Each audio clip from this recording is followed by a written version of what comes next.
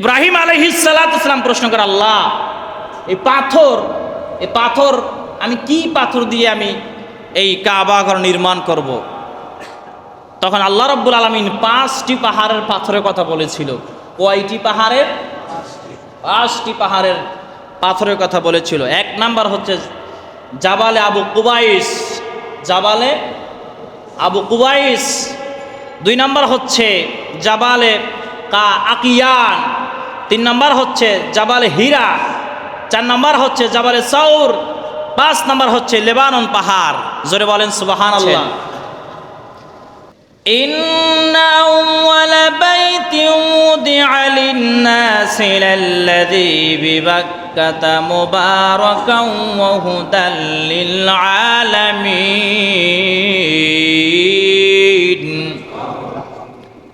আল্লাহ রাব্বুল আলামিন বলেন, নিঃসন্দেহে সর্বপ্রথম যা মানুষের জন্য নির্ধারিত হয়েছে সেটা হচ্ছে এই ঘর, মানে কাবা ঘর, যা মক্কায় অবস্থিত, সমগ্র বিশ্ববাসীর জন্য হেদায়েত ও বরকতময়। জোরে বলেন সুবহানাল্লাহ। এই আয়াত দ্বারা আমরা কি বুঝলাম? বিশ্বের প্রথম ঘর, যেই ঘরের নাম হচ্ছে কাবা ঘর, যে ঘরের নাম কি? মানে আল্লাহর ঘর।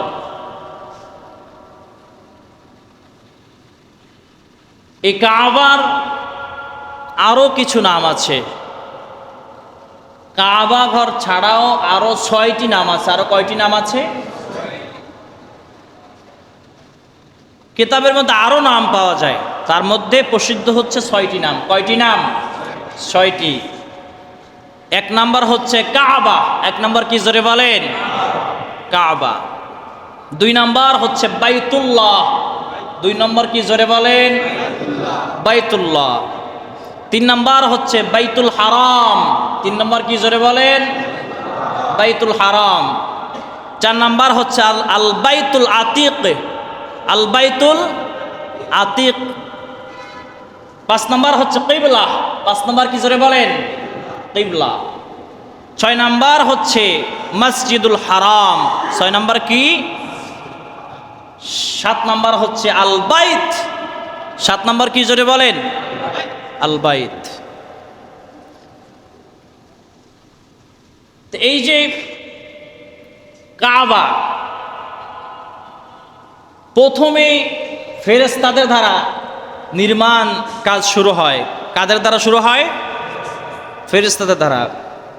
তারপরে আমাদের আদি পিতা হযরত আদম আলাইহিস সালাতু ওয়াস সালামের দ্বারা এই কাবা ঘর নির্মাণ হয়। তারপরে হযরত নূহ আলাইহিস সালাতু ওয়াস সালামের জামানায় এই কাবা ঘর নূহ আলাইহিস সালাতু ওয়াস সালামের যে প্লাবন হয়েছিল, তখন ধসে পড়েছিল, মিশে গিয়েছিল। সর্বশেষ হযরত ইব্রাহিম আলাইহিস সালাতু ওয়াস সালামের এবং হযরত ইসমাঈল আলাইহিস সালাতু ওয়াস সালামের দ্বারা আল্লাহ রাব্বুল আলামিন এই কাবা ঘর নির্মাণ করেছিল, পুনরায় সংস্কার করেছিল। জোরে বলেন সুবহানাল্লাহ। ও আমার মুসলমান ভাইয়ারা, আল্লাহ রাব্বুল আলামিন হযরত ইব্রাহিম আলাইহিস সালাতু ওয়াস সালামকে কাবা ঘর নির্মাণ করার জন্য যখন নির্দেশ দিয়েছিল, হযরত ইব্রাহিম আলাইহিস সালাতু ওয়াস সালাম আল্লাহ রাব্বুল আলামিনকে বলেছিল, আয় আল্লাহ রাব্বুল আলামিন, আমি কিভাবে নির্মাণ করব, এর অবকাঠামো কিরকম হবে আমি তো জানি না। আল্লাহ পাক রব্বুল আলামিন হযরত জিবরাইল আলাইহিস সালাতু ওয়াস সালামকে হযরত ইব্রাহিম আলাইহিস সালাতু ওয়াস সালামের কাছে পাঠিয়ে দিলেন। আর জিবরাইলকে জানায় দিল, জিবরাইল, আমার ঘর কিরকম নির্মাণ হবে আমি যেইভাবে বলে দেই তুমি সেইভাবে হযরত ইব্রাহিম আলাইহিস সালাতু ওয়াস সালামকে বলে দিবা। জোরে বলেন সুবহানাল্লাহ। হযরত ইব্রাহিম আলাইহিস সালাতু ওয়াস সালাম আল্লাহ রাব্বুল আলামিন যেখানে কাবা ঘর নির্মাণের নির্দেশ দিল আমার আল্লাহ পাক রব্বুল আলামিন দেখিয়ে দিলেন হযরত ইব্রাহিম আলাইহিস সালাতু ওয়াস সালামকে। হযরত জিবরাইল আলাইহিস সালাতু ওয়াস সালাম দেখিয়ে দিচ্ছে, ও জিবরাইল, ও ইব্রাহিম, তুমি এইভাবে কাবা ঘর নির্মাণ করো। ইব্রাহিম আলাইহিস সালাতু ওয়াস সালাম কাবা ঘর নির্মাণের কাজ শুরু করে দিলেন। সাথে আছেন কে? হযরত ইসমাঈল আলাইহিস সালাতু ওয়াস সালাম। মিস্ত্রি হলো হযরত ইব্রাহিম আলাইহিস সালাতু ওয়াস সালাম। ইঞ্জিনিয়ার হলো হযরত জিবরাইল আলাইহিস সালাতু ওয়াস সালাম। আর যোগালি হলো হযরত ইসমাঈল আলাইহিস সালাতু ওয়াস সালাম। জোরে বলেন সুবহানাল্লাহ।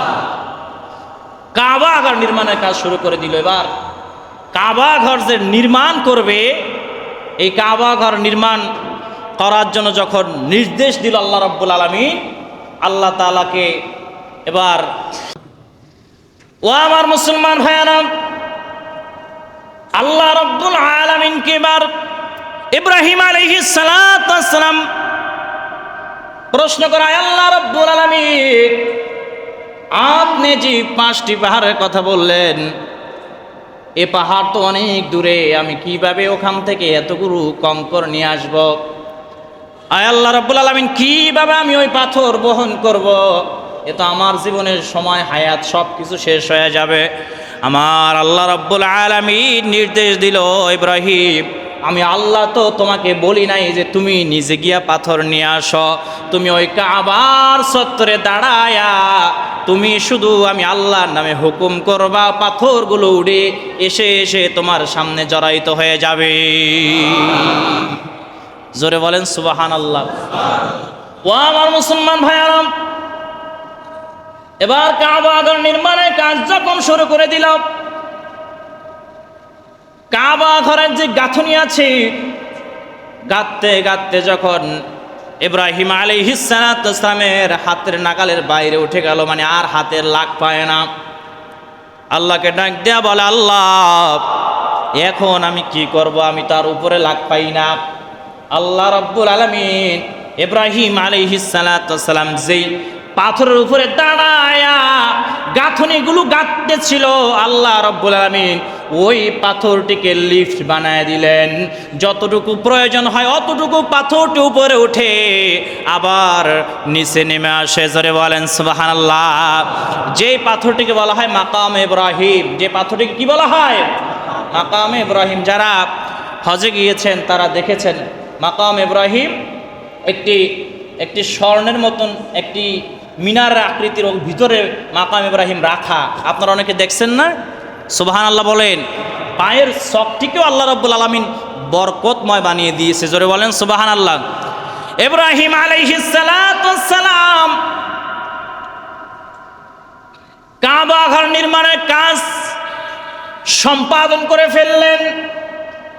এবার আল্লাহ পাক রব্বুল আলামিনের দরবারে ডাক দিয়ে বলে, আল্লাহ,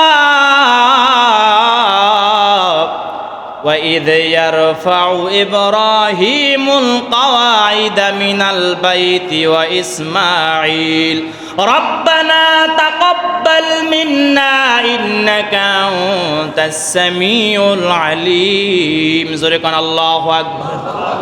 যখন কাবা ঘর নির্মাণ করা শেষ হয়ে গেল, আল্লাহ রাব্বুল আলামিনের দরবারে হযরত ইব্রাহিম আলাইহিস সালাতু ওয়াস সালাম ডাক দিয়ে বলেছিল, ফরিয়াদ জানাইছিল, আয় আল্লাহ রাব্বুল আলামিন, হে আমাদের প্রতিপালক, আমাদের এই কাজ আপনি গ্রহণ করেন, নিশ্চয়ই আপনি সর্বশ্রোতা। জোরে বলেন সুবহানাল্লাহ। যখন কাবা ঘর নির্মাণ শেষ হয়ে গিয়েছিল আল্লাহর কাছে, তখন ইব্রাহিম আলাইহিস সালাতু ওয়াস সালাম ফরিয়াদ জানাইছিল, রব্বানা তাকাব্বাল মিন্না ইন্নাকা আনতাস সামিউল আলিম। আয় আল্লাহ রাব্বুল আলামিন, আপনি আমাদের এই কাজকে গ্রহণ করেন। জোরে বলেন সুবহানাল্লাহ। ও আমার মুসলমান ভাইরা, শুধু তাই নয়, আল্লাহ পাক রব্বুল আলামিন এই কাবা ঘর কত বেশি মর্যাদা সম্পন্ন করেছেন।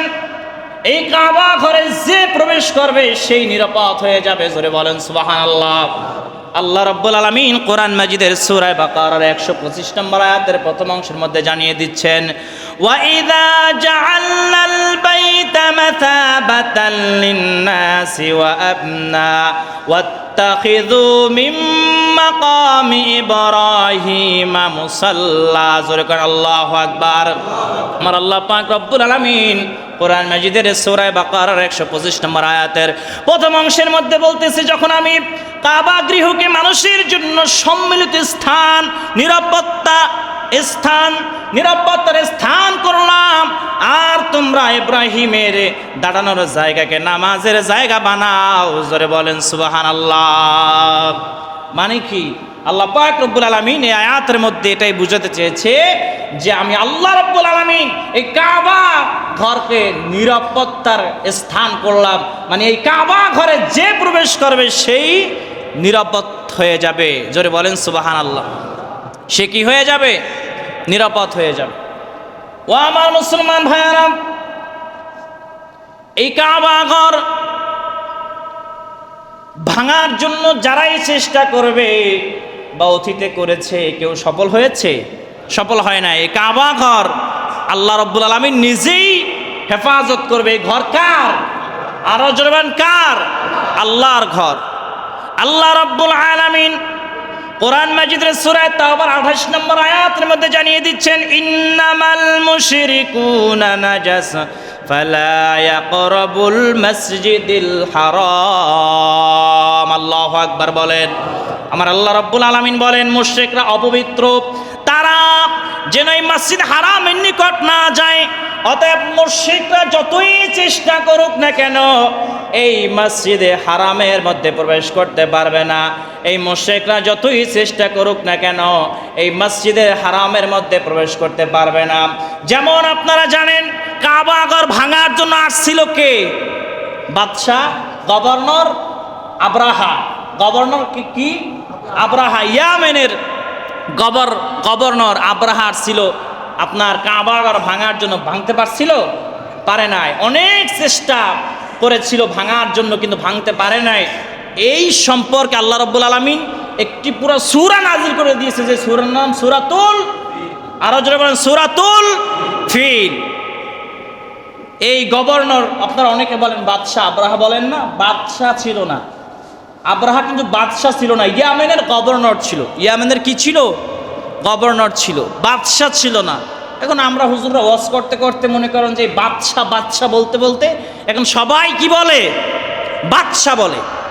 এই গভর্নর আব্রাহা, তিনি কাবা ঘর ভাঙার জন্য গিয়েছিল, কিন্তু পারে নাই। কেন ভাঙার জন্য গিয়েছিল? এই আব্রাহা দেখলো যে কত জায়গা থেকে মানুষ মক্কায় যায়, কাবা যায়, জিয়ারত করার জন্য যায়, তাওয়াফ করার জন্য যায়। তা আব্রাহা চিন্তা করলো, না, আমি ইয়ামেনে আমি একটি হুবহু কাবার আদল একটি কাবা বানাবো, সবাই আমার এই কাবা তাওয়াফ করবে, আর কেউ মক্কায় যাবে না। জোরে কর নাউজুবিল্লাহ। দেখছেন কি বলে? আমি হুবহু একই রকম একটি কাবা আমি ইয়ামেনে বানাবো, সবাই আমার এই ইয়ামেনে আসবে, এখানে তাওয়াফ করবে, আর কেউ মক্কায় যাবে না, আমার এখানেই সবাই তাওয়াফ করবে। বিশাল একটি ঘর নির্মাণ করলো এই আব্রাহা। কারা যেন এই ঘরের মধ্যে মলমূত্র ত্যাগ করে রাখছে, রাত্রের বেলায় কেউ দেখে নাই।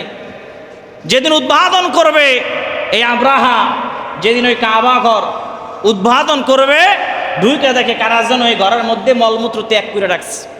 এখন আব্রাহা চিন্তা করলো, যেহেতু আমি কুরাইশদের সঙ্গে টাক্কা দিয়া আমি ইয়ামেনে কাবা ঘর নির্মাণ করেছি, সেহেতু মনে হয় কুরাইশরাই এই কাজ করছে। অতএব কুরাইশরা যেহেতু আমার কাবার ভিতরে মলমূত্র ত্যাগ করছে, আমি পুরা কুরাইশদের কাবাই ভেঙে তছনছ করে দিব। জোরে কর নাউজুবিল্লাহ।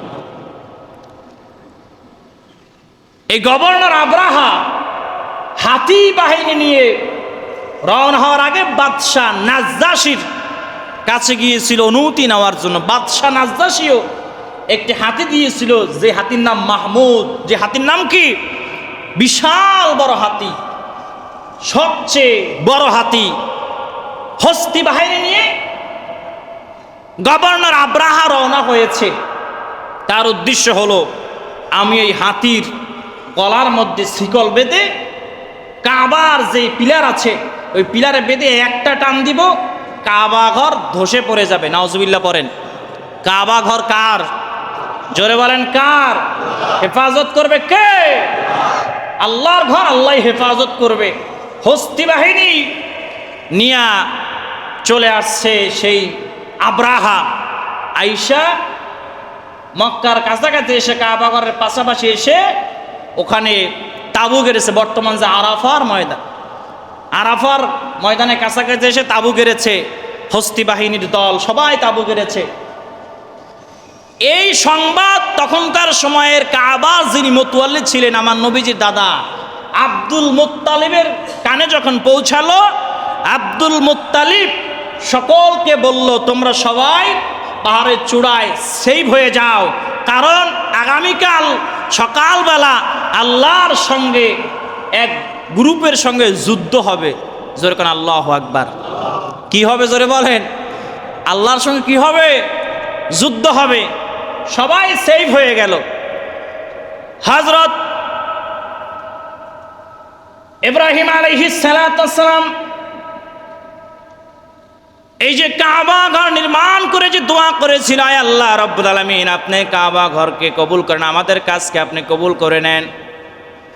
ওই ঘর ভাঙার জন্য যখন হস্তি বাহিনী গিয়েছিল, তখন আমার নবীজি সাল্লাল্লাহু আলাইহি ওয়াসাল্লামের দাদা আব্দুল মুত্তালিব ওই কাবা ঘরের মুতাওয়াল্লি ছিল। কি ছিল জোরে বলেন?